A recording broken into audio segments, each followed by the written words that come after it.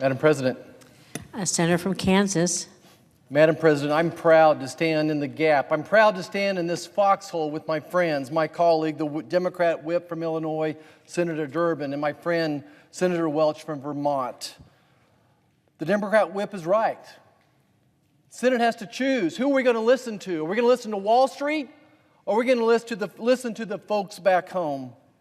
Across Kansas, everyone is feeling the impacts of inflation. Family budgets are being stretched to the absolute limit with little room for error. So you can imagine the shock in Kansans' eyes when I tell them this year they will spend over $1,000 in hidden credit card swipe fees, which is really a tax. These fees, these swipe fees, are really just another additional tax. In this case, a 2 to 4% tax paid to Wall Street on top of every purchase you make. These fees are baked into nearly every purchase you make, whether it's your morning coffee, that Starbucks cup of coffee that you're paying $7, $8 for, you're going to send 2% more, 3%, 4% more to Wall Street. When you stop and fill up your gas tank, again, $50, $100 of gas, you're going to spend 2 or 3% sending that to Wall Street. School supplies, shopping, groceries. Every time you swipe your card, every time, the Visa, MasterCard duopoly and Wall Street mega banks line their pockets. Madam President, I rise today with a clear message to Wall Street: enough is enough. And before we feel sorry for these multi-billion-dollar industries, I want to remind everyone that on top of the $100 billion, nearly $100 billion in fees Americans pay to Wall Street, these banks charge an average of 25% interest to consumers. The average consumer in America carries a balance of over $1,000 every month, 25% interest. Back home, we'd call that highway robbery. At a time when Kansans are facing the highest inflation prices in 40 years, small businesses are fighting to keep their losses and their costs low, while Wall Street plots their next payday, announcing, as the whip said, they're doubling down and hiking up their fees on merchants and consumers yet again this fall.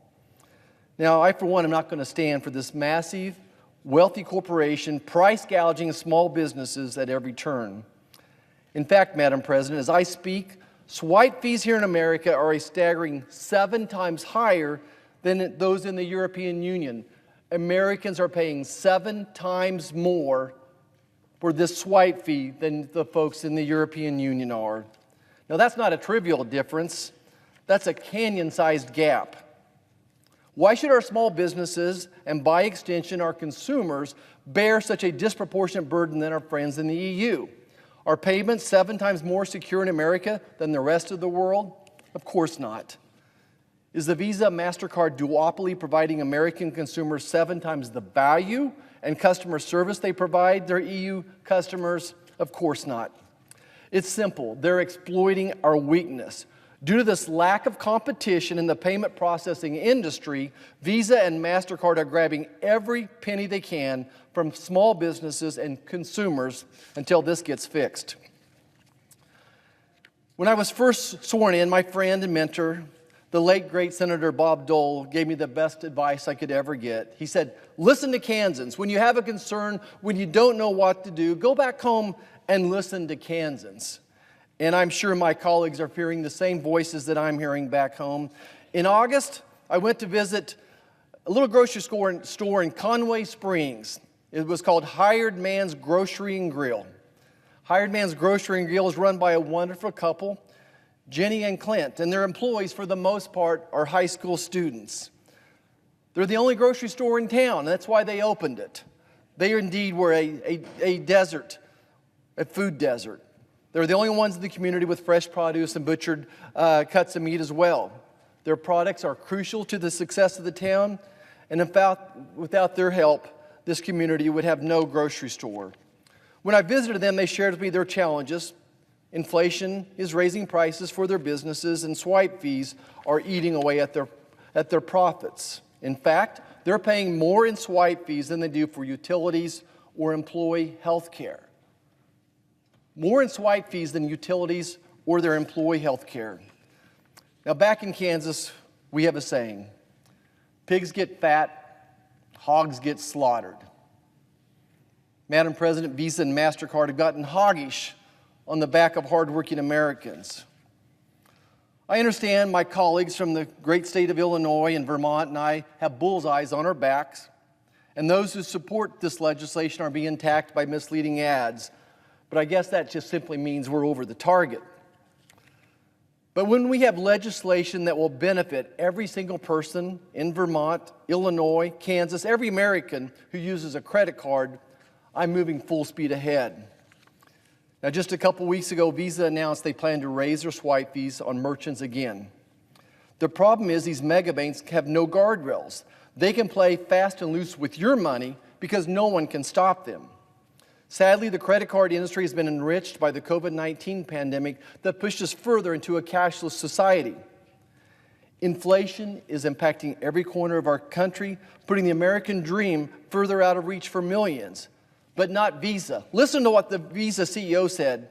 He even admitted that inflation has a positive impact for them. Inflation, Visa and MasterCard welcome the inflation. Why? Because these swipe fees are inflation multipliers, and Wall Street's the benefactor. I want to go back and talk about that little grocery store in rural Kansas. Jenny and Clint and other small businesses across the state have little to no wiggle room on their budgets.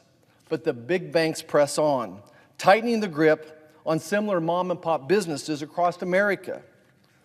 Wall Street doesn't care about my friends in Conway Springs, that they would lose their town's only grocery store, forcing everyone to drive 40 miles each way to get some milk, to get some food for their families. And while these financial titans may have their hands around the neck of merchants, I can promise you that leaders like Senator Durbin, Senator Welch, and myself, we're going to keep fighting for justice and doing the right thing. We will fight for our Main Street small businesses and choose hardworking Americans over Wall Street every single time. Look, the credit card market's broken, but we have a solution to fix it. The Credit Card Competition Act will level the playing field for merchants by injecting competition into the credit card payment industry. Not a price cap, but more competition, with the bank that issues the card picking the alternative interchange. And oh, by the way, financial institutions with a value of less than $100 billion are excluded from this legislation. Our legislation forces Visa and MasterCard to come to the table and compete with other companies in the industry. And in doing so, we will drive down the cost for merchants and consumers. Now, let me be clear, competition is always a good thing for consumers.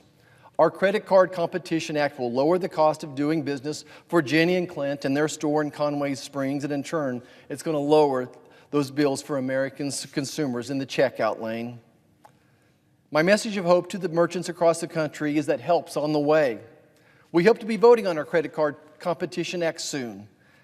And when that time comes, we hope other leaders in this Senate body will be willing to stand up to Wall Street and fight for hardworking families. I hope all our colleagues will listen, not only to the folks back home, but also to the thousands of your small businesses who are pleading for relief. And please, choose those voices over Wall Street. Thank you, Madam President. I yield back.